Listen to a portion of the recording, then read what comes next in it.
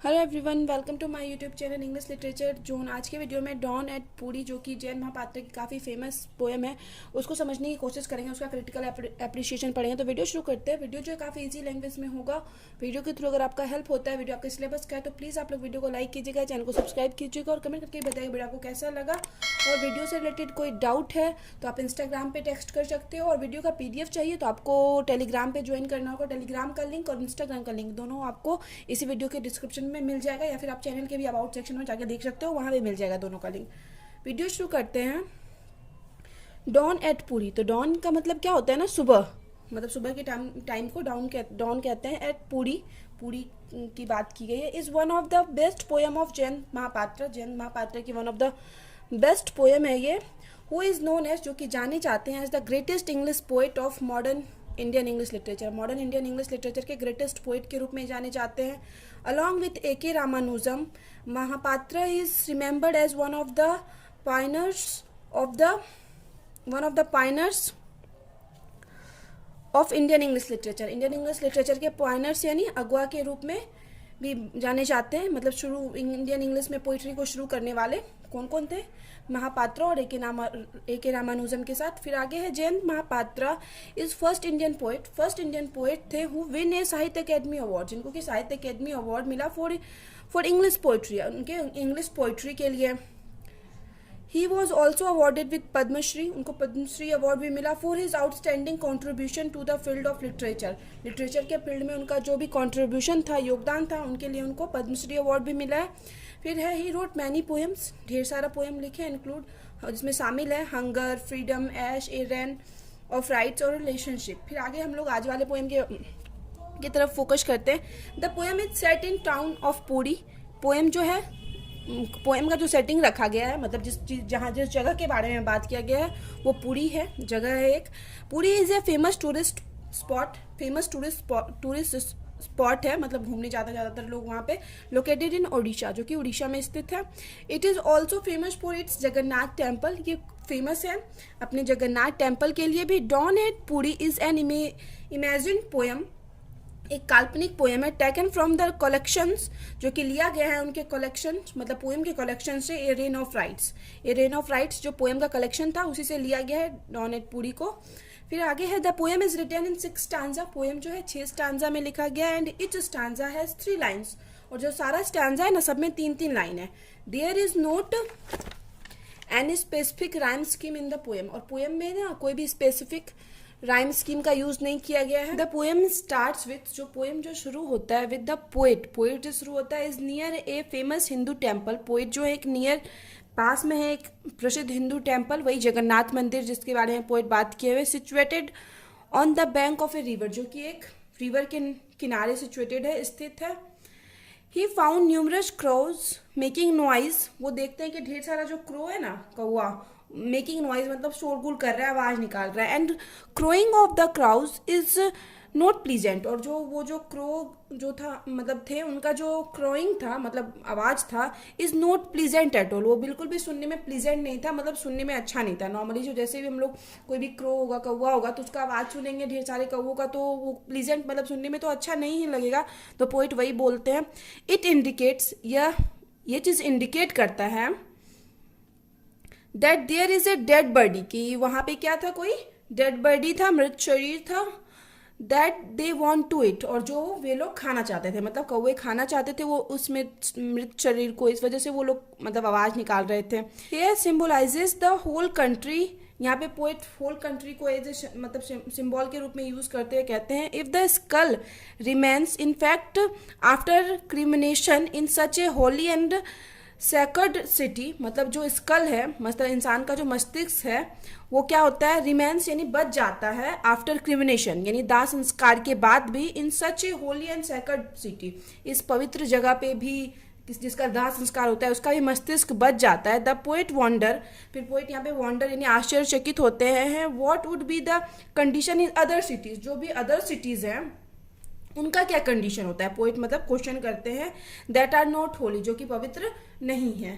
फिर है in the second and third stanza, second और थर्ड स्टांजा में the poet takes his attention towards the widow women, widow women की तरफ अपना अटेंशन मतलब देते हैं और फिर उनके बारे में लिखते हैं।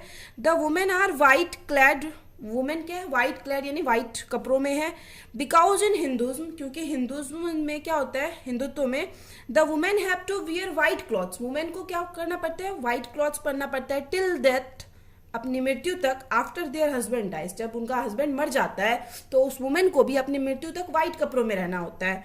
Here poet points to the patriarchal norms, यहाँ पे पोइट पितृसत्तात्मक समाज जो हम लोग का है, मतलब पैट्रियार्कल पितृसत्तात्मक समाज को दिखाते हैं of Indian society, Indian society जो हम लोग का नॉर्मली, जहाँ पे नो डाउट्स आज तक भी ऐसा चलता आ रहा है, तो उसी चीज को दिखाते हैं। एंड सेज, और कहते हैं women have to become selfless, women क्या हो जाती है, एकदम सेल्फलेस हो जाती है, निस्वार्थ, मतलब उसके अंदर खुद के लिए कुछ रहता नहीं है। And make their husband centres, और खुद के मतलब अपने हस्बैंड को अपना क्या बना लेती है, सेंटर्स, केंद्र बना लेती है, इंपॉर्टेंस सारा दे देती है अपना खुद का भी, ऑफ देयर लाइफ, अपने जीवन का। एंड दस इज, और यही कारण है कि विदाउट देम, उनके बिना, मतलब हस्बैंड के बिना जो होता है, they are without identity and purpose, तो इसलिए जो भी मतलब जिस भी मतलब वुमेन का हस्बैंड नहीं होता है, वो क्या होती है, अपने हस्बैंड के बिना क्या हो जाती है, बिना कोई पहचान और बिना कोई पर्पस की हो जाती है। बिकॉज क्योंकि वुमेन ही इतना ज़्यादा इंपॉर्टेंस दे देती है, बिल्कुल सेल्फलेस होके, निस्वार्थ होके, बिल्कुल अपने बारे में नहीं सोचती है। The women seen to be waiting to enter the great temple, women को देखा गया कि वुमेन क्या कर रही है, वेट कर रही है उस ग्रेट टेम्पल में एंटर, प्रवेश करने के लिए। बिकॉज, क्योंकि the women are perhaps made to believe, क्योंकि वुमेन को ऐसा बिलीव भी दिलाया गया है, विश्वास दिलाया गया है, that the temple is great, कि यह टेम्पल बहुत महान है, अच्छा है, and can find peace there only, और यहीं पे उनको पीस मिल सकता है। इसलिए जो विडो वुमेन है वहां पे वो आई हुई है और वेट कर रही है मंदिर में जाने का। फिर आगे है, the poet described the eyes of window women, poet अब आगे डिस्क्राइब करते हैं विडो वुमेन के आईज को एज ऑस्ट्रियर डिस्क्राइब करते हैं, व्याख्या करते हैं। ऑस्ट्रियर क्या होता है, इट मीन्स, जिसका की अर्थ है, ऑस्ट्रियर का अर्थ है विदाउट एनी डिजायर, बिना किसी डिजायर, फॉर वर्ल्डली प्लेजर, मतलब वर्ल्डली प्लेजर का कोई मतलब उस वुमेन के अंदर डिजायर ना हो, बिल्कुल सादगीपन हो, किसी से ज्यादा कुछ लेना देना ना हो, तो उस तरीके से डिजायर मतलब क्या करते हैं, डिस्क्राइब करते हैं पोएट विडो वुमेन की आइज को। फिर नेक्स्ट पोएट डिस्क्राइब्स लेप्रल सेल्स, आगे पोएट जो है लेप्रल सेल्स यानी कुष्ठ रोगियों के बारे में बात करते हैं। Here either refers to the beggars, और इसी चीज को मतलब कुष्ठ रोगियों और कुष्ठ मतलब जो है बीमारी जो होता है उस चीज को रिफर करते हुए मतलब रिलेट करते हुए पोएट बेगर के बारे में कहते हैं, भिखारी के बारे में। Who are always near the temple, जो कि हमेशा टेम्पल के पास होते हैं, आस्किंग फॉर मनी, मनी मांगते रहते हैं, पैसे मांगते रहते हैं। और द लो कास्ट पीपुल, और जो छोटे कास्ट के पीपुल भी होते हैं वहां पे, who are not allowed the to the enter temple, जिनको कि अलाउ भी नहीं होता है कि वो टेम्पल में प्रवेश कर सके। The line suggest the hollow and discriminatory nature of the rights, ये जो लाइन है सजेस्ट करता है हम लोग के निरर्थक और डिस्क्रिमिनेटरी यानी भेदभाव वाला जो हम लोग का नेचर है, प्रकृति है, of the rights and ritual of Indian society, Indian society का जो परंपरा मतलब कर्मकांड संस्कार जो है भेदभाव वाला है, उस चीज को रिप्रेजेंट करता है। फिर आगे है, the poet memorises his mother's last wish, poet अपनी माँ के लास्ट विश को मेमोराइज यानी याद करते हैं, दैट वॉज, जो कि था, टू बी क्रिमिनेटेड हेयर, मतलब पोएट का जो लास्ट विश था वो क्या था कि पोएट की माँ का कि उनको वहां पे क्रिमिनेटेड मतलब उनका दाह संस्कार भी वहीं पूरी जगन्नाथ में किया जाए। द पोएट सेल्स, पोएट कहते हैं that the smoke rising from the pierce, कि जो स्मोक निकल रहा है पायर से, धुआं निकल रहा है, इज ट्विस्टिंग, वो मुड़ जा रहा है, because of the air, air की वजह से, दैट कम्स फ्रॉम रिवर, जो कि कहाँ से आ रहा है, रिवर से आ रहा है, नदी के किनारे जलाया जा रहा है तो नदी से हवा आ रहा है, और उस हवा की वजह से चिता से जो धुआं निकल रहा है वो मुड़ जा रहा है। The air twist the pierce, वो जो हवा है वो ट्विस्ट कर दे रही है पायर्स को, मतलब पायर्स के स्मोक को, चिता के हवा को, चिता के धुआं को, that makes the poet wonder, जिससे पोएट फिर से वंडर आश्चर्य हो जाते हैं।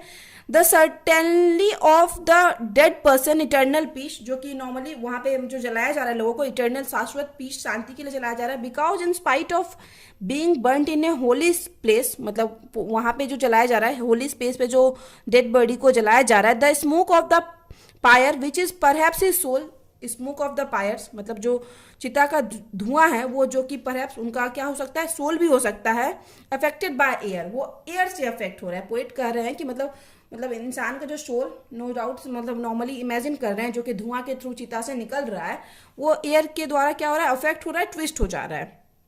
Poet question the very belief on, poet यहाँ पे अपने उनके बिलीफ, विश्वास पे क्वेश्चन करते हैं, which all the rights and rituals, ये सारे राइट्स मतलब जो भी हम लोग के यहाँ कर्म कांड संस्कार किए जाते हैं दिखा मतलब नॉर्मली जो किया जाता है उस पर क्वेश्चन कर रहे हैं, आर फॉर्म्ड एंड परफॉर्म्ड, मतलब जो इनको बनाया है और जिनके द्वारा इनको परफॉर्म किया गया है जा रहा है वहाँ पे, तो उन सब चीज़ पे पोएट क्वेश्चन कर रहे हैं। दस इस प्रकार the main theme of the poem is tradition, poem का जो मेन थीम है वो ट्रेडिशन है, कहीं ना कहीं हर जगह परंपरा की बात किए हुए हैं पोएट।